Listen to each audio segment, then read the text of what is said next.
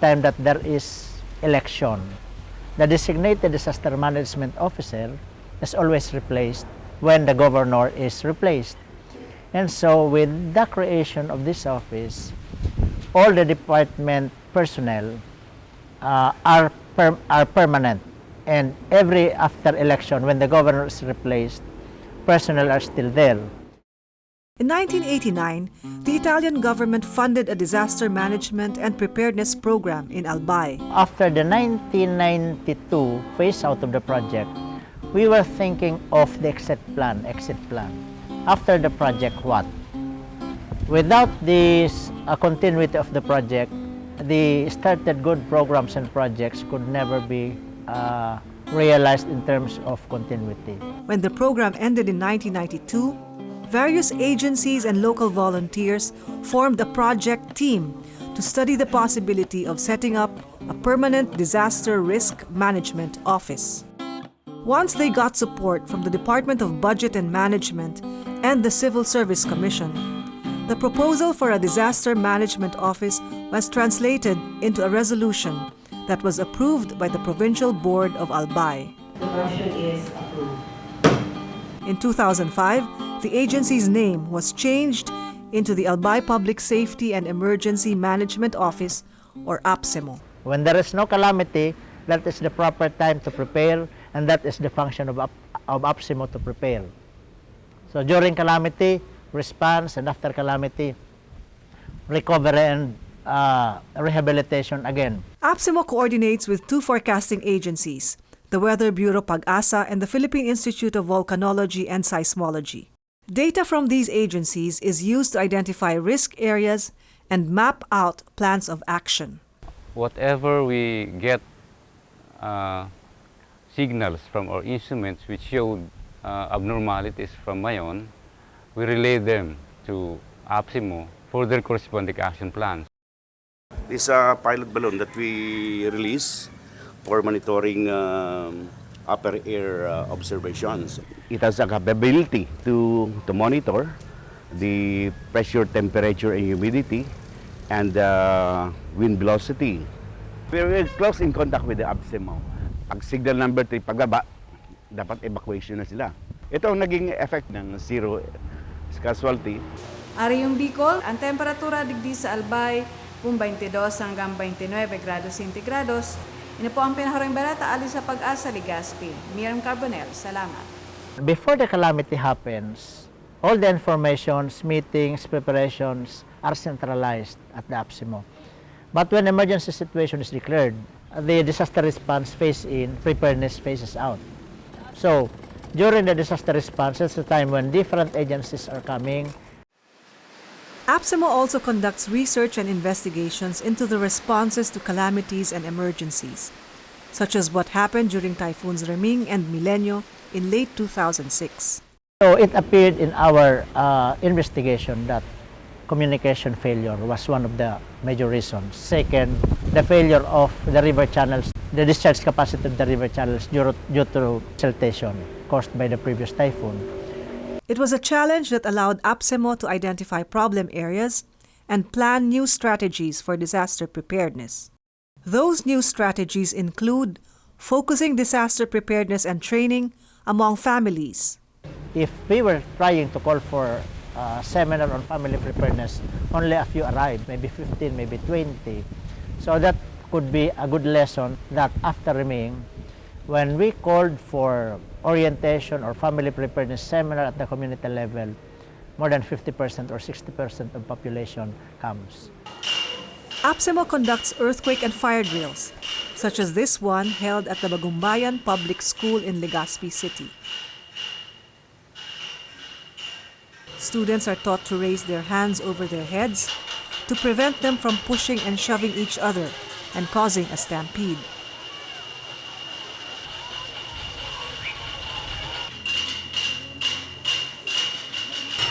Ang ating ginawa ngayon is earthquake drill, then nag-trigger siya ng fire. So dumating yung personnel from Bureau of Fire Protection for fire suppression. Far out at exactly 3:15. Okay, thank you very much. On the part of the PDCC, nagbibigay kaming technical assistance from the lower Disaster Coordinating Council. In this case, the City Disaster Coordinating Council and the Department of Education to come up with a scenario for this earthquake and fire drill. Maraming kasabay ng mga stakeholders during the conduct of the earthquake and fire drill. First and foremost, yung PDCC on the provincial side. On the city government side, andyan yung City Disaster Coordinating Council, the City Health Office, the Philippine National Police of Legazpi City, the Public Safety Office of Legazpi City, the Philippine National Red Cross, the Bureau of Fire Protection, and the school administration. The scope of APSEMO's work has since expanded to include road accidents and peace and order problems.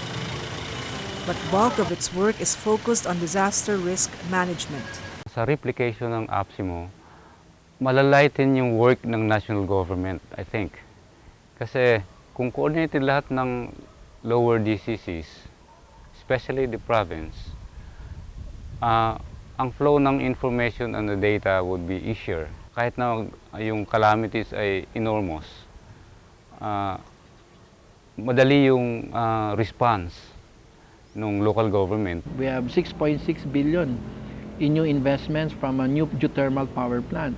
We also have, I think, a new international airport. So this investment, despite the hazards and the vulnerabilities, will only come because we have the capacity to address disaster. Disaster risk situations are just around us. We can never tell. So what they need to do is just take a look at their capacity and then develop a department in order for them to have a permanent secretariat of the Peace and Order Council to handle disaster risk reduction as a cycle. In the end, APSEMO is all about setting up the systems that will enable the local government to prepare for and deal with disasters.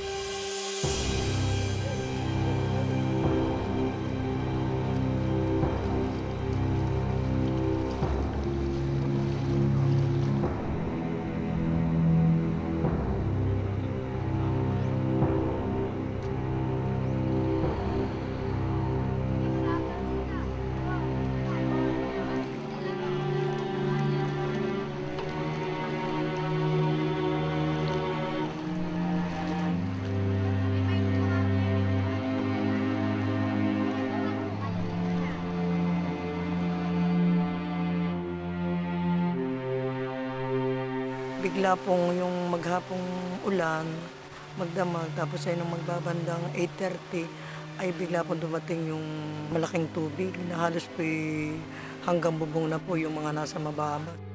Meron ding mga sumisigaw, humihingi ng saklolo. Tulong, tulong. Anong magagawa namin? Hindi naman pwede kami tumulong kasi napakalakas nga ng agos ng tubig. Akala po namin katapusan na talaga ng mundo. Parang kami po yung nawala na ng pag-asa.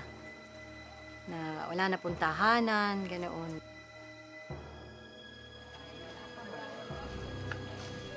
Yung po mga hayop, nanganod. Sabi namin, naku patay, malaking tagutom ito.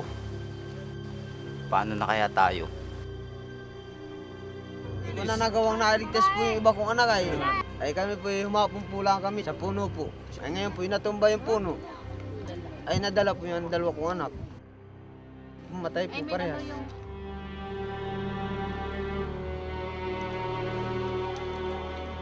Years after the terrible Infanta tragedy in northern Quezon, these images still haunt the people's memory. 4 consecutive typhoons hit the province, causing massive flash floods and mud flows. Infanta was swallowed in overwhelming loss of lives, of property, and of hope. To get back on its feet, it needed to revive its livelihood.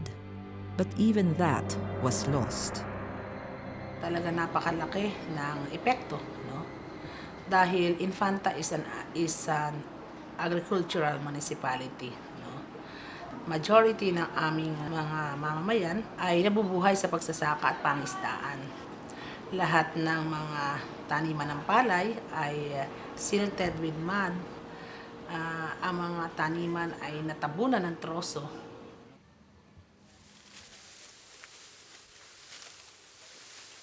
Boboin was one such barangay that keenly felt this agricultural devastation. Touted as the rice granary of Infanta, Boboin had once boasted of 7 to 8 hectares of prime farmlands. But the mud and other debris that cascaded from the Sierra Madre Mountains altered the soil, making it unfit for rice farming. The people of the barangay approached the Social Action Center or SAC of the Prelature of Infanta for assistance. SAC responded accordingly, but much to their dismay, their initial rehabilitation programs failed. No one of us, even our best agriculturists, also the agriculturists in the municipio, they had no knowledge what to do. Many of us were thinking that this soil is fertile. It isn't fertile. It's lacking a lot, especially phosphor. So it will not grow. And we saw it because we tried, no? So you really needed assistance. Assistance came from the Philippine Council for Agriculture, Forestry and Natural Resources Research and Development or PICARD and the University of the Philippines in Los Baños. PICARD is a national agency. We could call on any scientist in the Philippines. UPLB is part of the so-called National Agricultural Research Systems which PICARD manages. Particularly with Infanta, we have the same feeling that we really would like to help and provide service to the people of Infanta. And therefore, it becomes a natural way of collaboration. So they agreed. And to my big surprise, 14 days later, 14 professors and directors and helpers were standing here in the mud in Bubuin. Doon pa lang nakita na namin na bagamat natambakan ng lupa yung mga palayan, alam namin may pag-asa pa rin ibalik yung produksyon sa Barangay Bubuin. At doon pa lang medyo nakikita na namin kung ano yung mga teknolohiya na pwedeng gamitin para mapalagay yung pagsasaka dito sa barangay. The rehabilitation program was launched less than a year after the disaster. PICARD provided funding and technical assistance. Experts from UPLB working under SAC's guidance trained the community on the program.